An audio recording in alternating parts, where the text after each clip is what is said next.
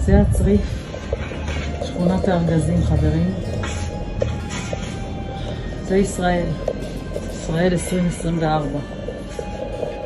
5 ילדים, זוג הורים וסבתא יקרה מדהימה. אנחנו מנסים להאיר אור בתוך המקום החשוך הזה. הגיעו היום נגרים, כל הצדיקים למיניהם, אנשי מקצוע. הגיע אהרון הגנן שמנסה לסדר להם את החצר. תראו את אהרון, מה הוא עושה פה מהבוקר. איך זה היה נראה בבוקר ואיך עכשיו מתחילים לקבל אור.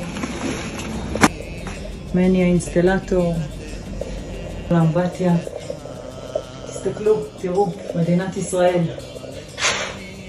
אפשר להאמין שפה גרים. תהילתך כל היום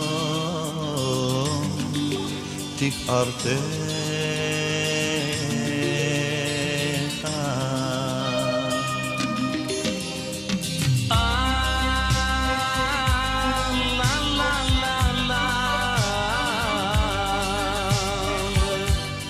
אל תשליכני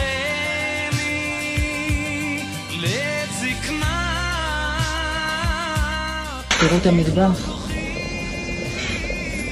איך אפשר להשתלט על כל הבלגן הזה.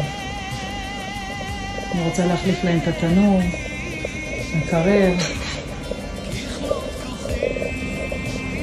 זה המיטה.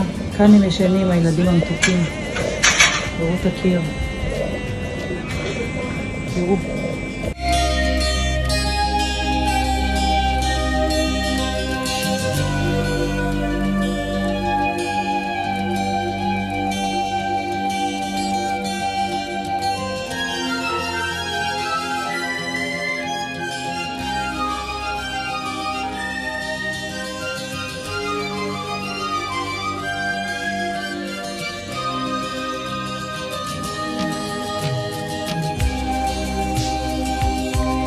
ככלות כוחי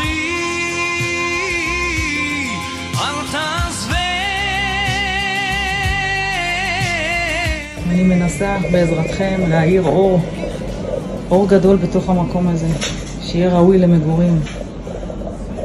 עוד 2-3 אני אשלח לכם, תראו איזה עולם אחר. תסתכלו, מה אפשר להגיד? רק לצלם. זהו, שיהיה שבת שלום לכולם. אני חושבת שהסרטון הזה ממחיש כמה עצב ולמה אני רצה לפה יום ולילה בשכונה הזאת לעזור להם.